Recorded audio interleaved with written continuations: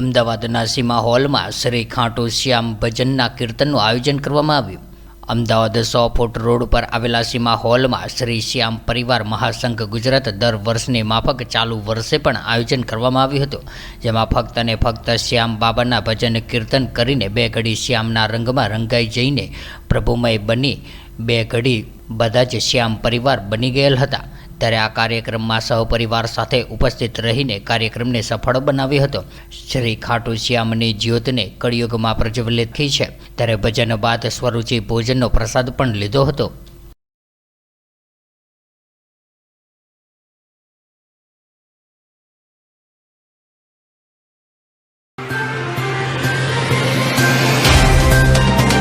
तो WhatsApp, Twitter, Facebook, Insta जहाँ भी आपका अकाउंट है, इसे शेयर बटन के द्वारा वहाँ पर शेयर करें।